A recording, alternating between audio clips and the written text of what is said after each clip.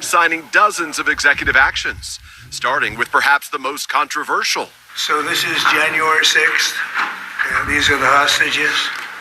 Approximately 1,500. Full pardon. What they've done to these people is outrageous. Pardoning nearly all January 6th defendants, effectively ending the largest investigation in federal law enforcement history. On January 6th, more than 140 officers were injured and Capitol property destroyed. The president had teased his plans to pardon at least some of the defendants, including earlier at the inaugural parade after greeting relatives of Israelis and Americans taken hostage by Hamas.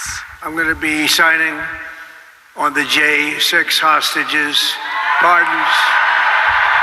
But it had not been clear that the action would include those convicted of violent offenses, including assaulting police, which some Republicans had argued against. If you committed violence on that day, obviously you shouldn't be pardoned. Trump also commuting the sentences of individuals associated with far-right groups, the Oath Keepers and Proud Boys, including its leader Enrique Tarrio, who had been serving 22 years in federal prison for seditious conspiracy.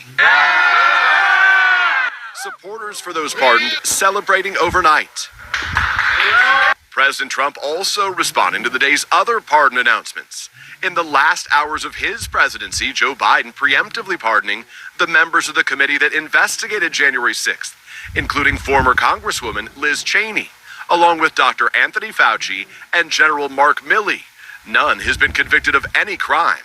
Biden also later pardoning members of his own family. I was a little bit surprised that he did it, because it makes him look guilty. Trump also signing a barrage of executive orders, including declaring a national emergency at the U.S.-Mexico border and attempting to end birthright citizenship in some circumstances, a right that's guaranteed by the Constitution. Good. That's a good one. The Inauguration Day had started with unity between Trump and Biden, before Trump took his oath inside the Capitol due to frigid temperatures. I, Donald John Trump, do solemnly swear. In his inaugural address, Trump delivering this searing critique of his predecessor without ever mentioning him by name. My recent election is a mandate to completely and totally reverse a horrible betrayal. From this moment on, America's decline is over. The traditional parade also moved inside, the president celebrating in front of a massive crowd of MAGA faithful in downtown D.C. You're witnessing the dawn of the golden age of America.